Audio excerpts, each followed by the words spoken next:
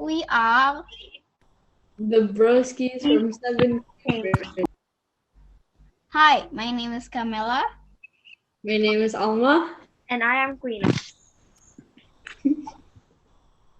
So today we are going to talk about some physics topic that we learned in the class, specifically energy, tides, and gravity.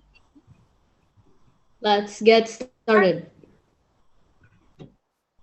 First, energy. What is energy? Energy is something that must be changed or transferred in order to do something. The unit of measuring the amount of energy is called joule or G.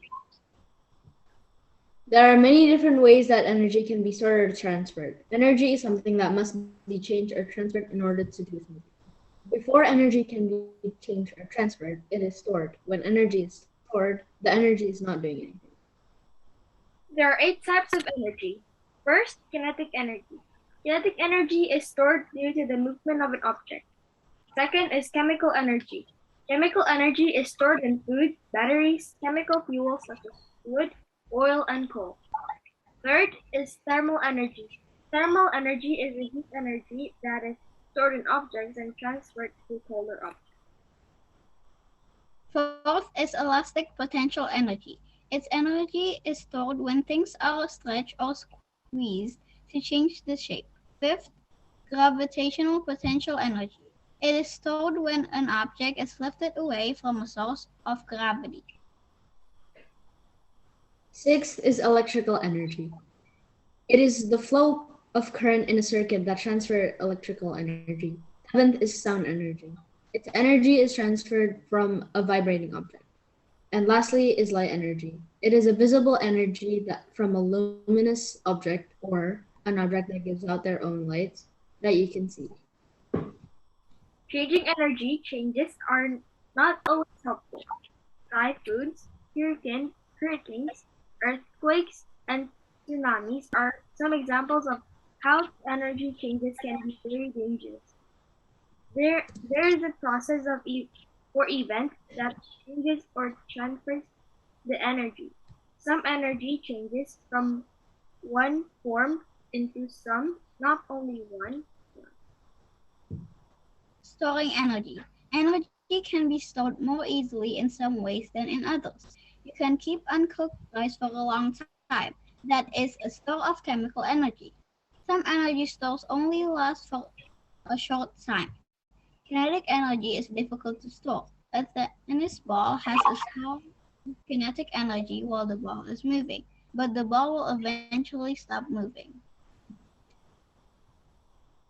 Okay, moving to the next topic, tides. What are tides? In some parts of the world, the depth of the ocean changes by several meters during the day. The depth is the distance from the surface of the water to the bottom of the ocean. This change in depth of the water is called a tide. The difference in depth of the water between high and low tides is the tidal range. The largest tidal range in the world is 16.3 meters in the Bay of Fundy in Canada. Some of the smallest tidal range in the world are less in the Caribbean Sea and Mediterranean Sea. High tides are about 12 hours apart. Low tides are also about 12 hours apart. The time between high and low tide is 6 hours. What causes tides? The moon orbits the Earth, but the moon stays in orbit because of the force of gravity from the Earth. But the moon also has gravity, and this gravity pulls on the Earth. Tides also cause the land to change in height throughout the day. This is called earth tide. The tidal range due to the Earth is about 30 centimeters. As oceans are made of water, the gravity from the moon can pull up the water more easily than the land. Some effects of tides are some harbors can only be used at certain times of the day. If the water in the harbor is not deep enough, boats cannot move safely. Harbors are places where boats and ships can load and unload passengers and cargo. Second, in weather with strong winds, coastal areas are more likely to have flooding at times of high tides. Coastal areas are part of the land that are close to the ocean. Third effect of tides is the flow of water in and out of some coastal areas can be dangerous for small boats. Fourth, in some places, tides affect food chains, including the human food chain.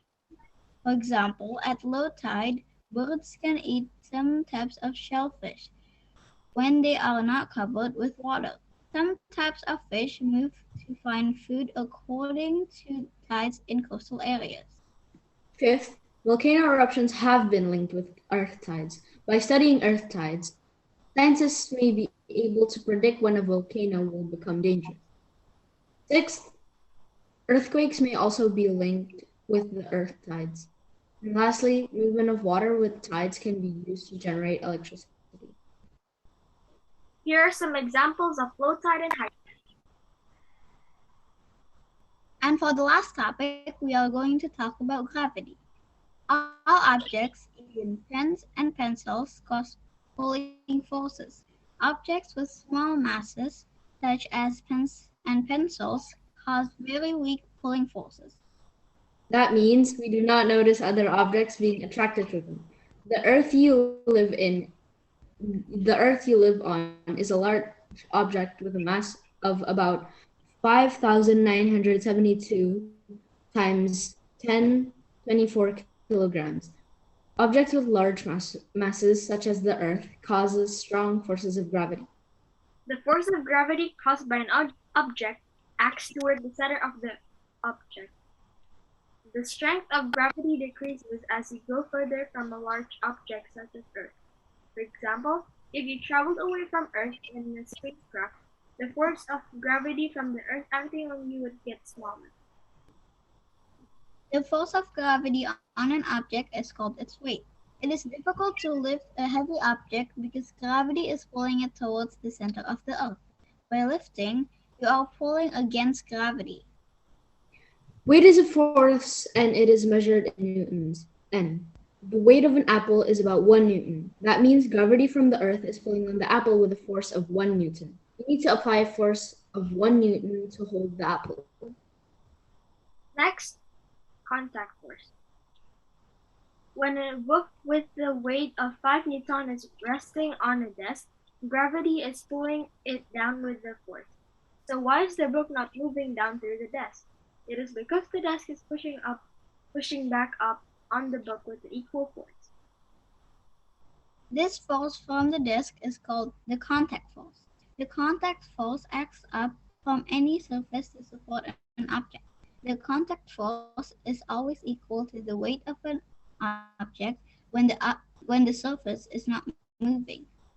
Sometimes the weight of the object is larger than the contact force. If this happens, the surface will break or the object will sink into the surface. And last but not least is mass and weight. Weight is the force of gravity on an object. It is measured in newtons or N. Mass is the quantity of matter in an object. It is measured in kilograms or kg. People often confuse mass with weight. They often say things such as the weight of my bag is 10 kilograms.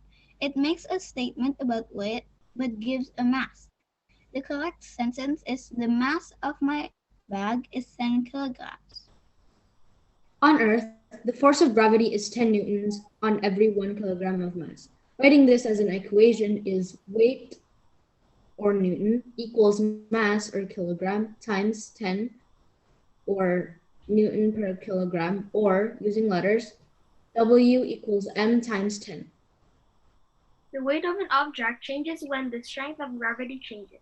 If you want to calculate your weight somewhere other than Earth, you can use the same equation, but you must change the number 10 to the value of the strength of gravity wherever you are calculating it.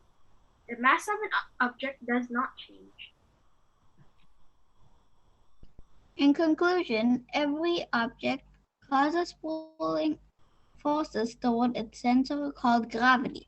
Objects with large masses cause strong forces of gravity. The strength of gravity decreases as you go further from the center, and the force of gravity on an object is called its weight.